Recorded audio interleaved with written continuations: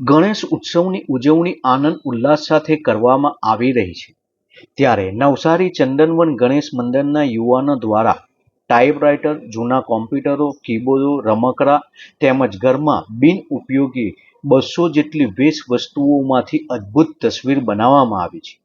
આ એનોમોર્ફિક illusion art દ્વારા વડાપ્રધાન નરેન્દ્ર મોદીની તસવીર બનાવવામાં આવી છે. નવસારી વિજલપુર શહેરના ચંદનવન ગણેશ મંદિર દ્વારા છેલ્લા ઘણા વર્ષોથી અલગ અલગ થીમ ઉપર ગણેશ ઉત્સવની ઉજવણી કરવામાં આવે છે. આ વર્ષે વેસ્ટ વસ્તુઓમાંથી એનોમોર્ફિક ઇલ્યુઝન આર્ટમાં વડાપ્રધાન નરેન્દ્ર મોદીની છબી તૈયાર કરવામાં આવી છે. આ અલગ પ્રકારની તસવીર નિહાળવા શહેરીજનો મોટી સંખ્યામાં આવે છે.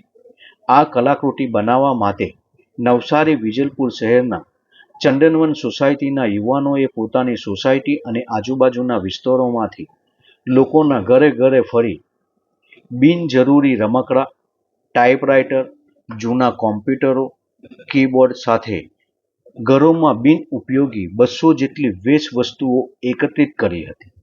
આ વેસ્ટ વસ્તુઓમાંથી ભારે જહેમત બાદ અદ્ભુત તસવીર બનાવવામાં આવી છે. વડાપ્રધાન નરેન્દ્ર મોદીની આબેહૂબ પ્રતિકૃતિ વેસ્ટ વસ્તુઓમાંથી બનાવવામાં આવી છે. એક ચોક્કસ જગ્યાએ જોવાથી વડાપ્રધાન નરેન્દ્ર મોદીનો ચહેરો જોઈ શકાય છે. આ ચિત્ર કંઈક અલગ આકાર અને આકૃતિને નિહાળવા આવતા લોકોને મોહિત કરી નાખે છે. દર વર્ષની જેમ આ વર્ષે પણ અમે એક નવી થીમ લઈને આવ્યા છે, જે થીમનું નામ છે ઇલ્યુઝન આર્ટ અને ઇન્ફિનિટી મિરર. હવે આ ઇલ્યુઝન આર્ટમાં એવું છે કે અમે બધા વેસ્ટેજમાંથી આ વસ્તુ બનાવી છે, જેમ કે ટાઈપરાઇટર છે, અને ઘરના બીજા બધા સામાનો જે ખંડિત થઈ ગયા હોય એ બધી વસ્તુઓ છે, જે સોસાયટીમાંથી ભેગી કરીને અમે આ એક ઇલ્યુઝન આર્ટ તૈયાર કર્યું છે. ઇલ્યુઝન આર્ટ તૈયાર કરવાનો વિચાર અમને 6 મહિના પહેલાં આવ્યો હતો, પણ એ 6 મહિનાથી અમે એની કોશિશ કરતા હતા, અને એમાંથી પહેલાં અમે લાયનનો ફેસ બનાવ્યો.